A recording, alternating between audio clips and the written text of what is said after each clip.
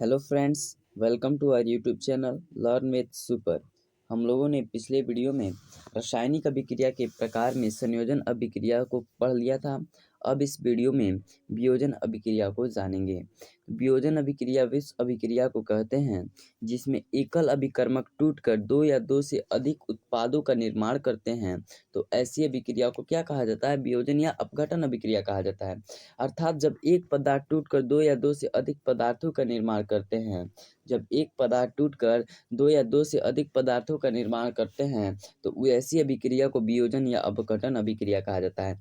जैसे 2H2O arrow 2H2 plus O2 यह वियोजन या अपघटन अभिक्रिया हो जाएगा, क्योंकि जो यह 2H2O है यह एक पदार्थ है और यह एक पदार्थ टूटकर दो या दो से अधिक पदार्थों का निर्माण कर रहा है, इसलिए यह वियोजन अभिक्रिया हो जाएगा।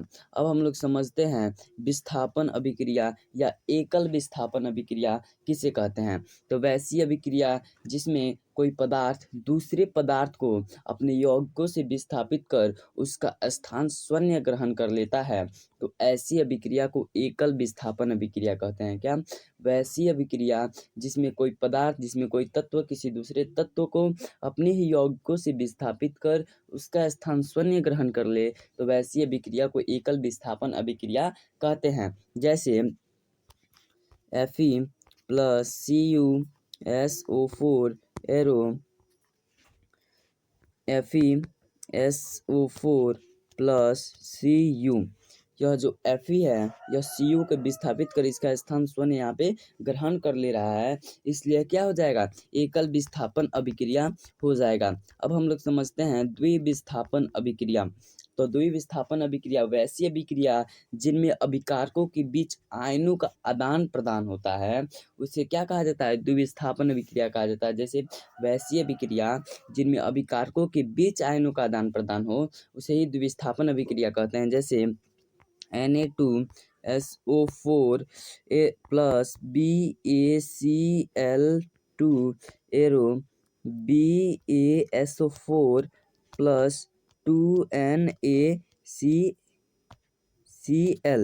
यह जो हो जाएगा यह द्विविस्थापन अभिक्रिया हो जाएगा, क्योंकि जो इसका अभिकारक है इसमें आयनों का आदान प्रदान हो रहा है। अब हम लोग समझते हैं कि अवक्षेपण अभिक्रिया किसे कहते हैं। वह अवक्षेपण अभिक्रिया किसे कहते हैं? अवक्षेपण अभिक्रिया वैसी रासायनिक अभिक्रिया जिसमें कोई उत्पाद ठोस के रूप में विलयन से अलग हो जाता है।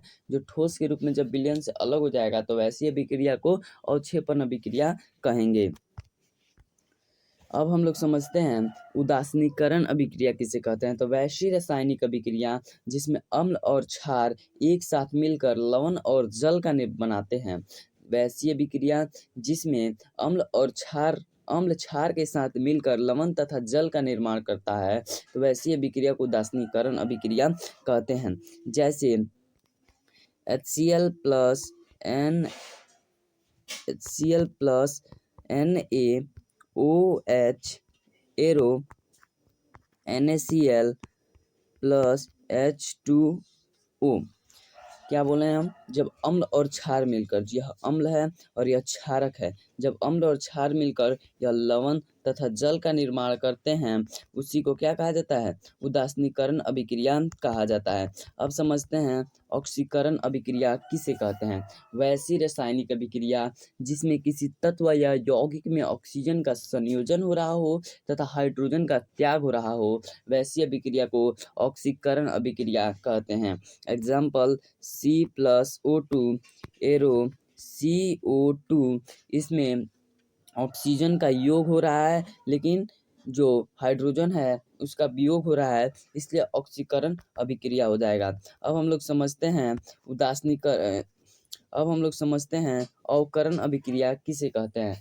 वैसी रासायनिक अभिक्रिया जिसमें किसी तत्व या यौगिक में हाइड्रोजन का संयोजन हो रहा हो तथा ऑक्सीजन का त्याग हो रहा हो, तो वैसी अभिक्रिया को हम लोग अवकरण अभिक्रिया कहते हैं। जैसे वैसी अभिक्रिया जिसमें किसी तत्व या यौगिक में हाइड्रोजन का संयोजन हो रहा हो तथा ऑक्सीजन का त्याग हो रहा हो, वैसी अभिक्रिया को अवकरण अभिक्रिया कहते हैं। जैसे 2H2 plus O2 arrow 2H2O इसमें हाइड्रोजन का संयोजन हो जा रहा है, लेकिन ऑक्सीजन का वियोग हो जा रहा है, त्याग हो जा रहा है।